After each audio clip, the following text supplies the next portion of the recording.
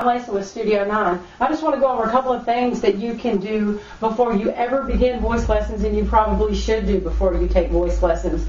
One is we're going to find our diaphragm and learn how to use it. One of the ways that we can get that going effectively is to do the shh, shh, shh.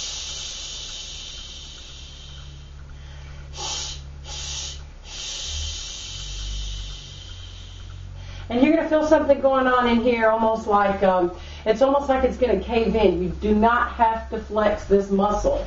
It's going to do it all on its own. The great news is you'll always have great abs underneath there somewhere. Anyway, so let's put our thumbs here and try that a couple times.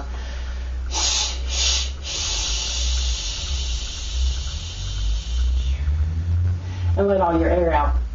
Another thing that we can do that's similar to that is on the F. Which you'll feel it begin to go down just a little bit more into this area.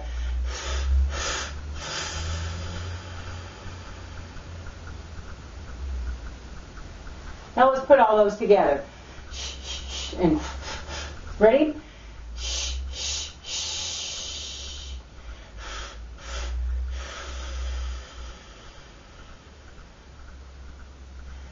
And just take a natural breath. Another thing, if you notice, my breath went down here, not up here. Let me show you the difference. When we're little, our parents say, okay, blow out your birthday candles. Take a deep breath. Your lungs are not up here on the top of your shoulders. In fact, if you try that, let's try this. Tension right here. You're cutting off all your vocals right here. So the proper way to breathe there is to try to get that breath down below this diaphragm. Let's let our air out. And just take a natural breath in. See, even my speaking voice was a little bit different there.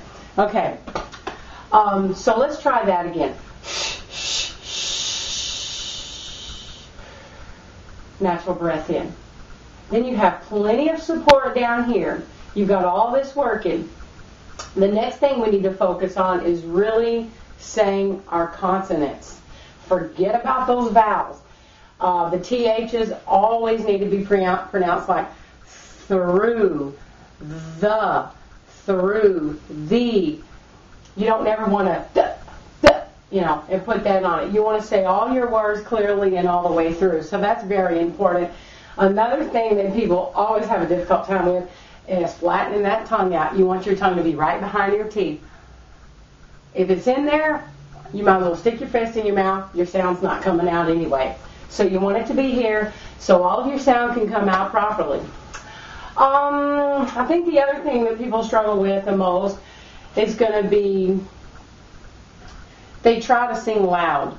Our choir teacher, and every choir teacher on the planet is probably going to argue with me on this, but where they tell you drop the jaw, la, why do you want to drop your jaw and let all your air out? That's crazy. It works great for choir. I was in choir. I was in all region choir. I was in madrigals. But when it comes to performance, you don't want to let all your air out. What you want to do is have your notes rolling around inside here, reverb. It's just like this guitar.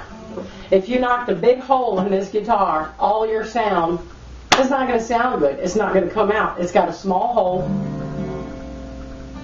that makes the sound come out nicely. So the same thing with vocals. We don't want to let all of our air out. Let me give you an example.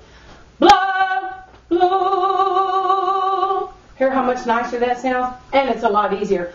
Blow. If you do that every night and try to sing 15, 20, 40 songs if you're gigging, you're going to blow your voice box out. Forget about it. You're not going anywhere with it. Okay? So let's just try that again. Blow, blow. That's all singing is all about. You get it here. You get it here. This works in connection with this.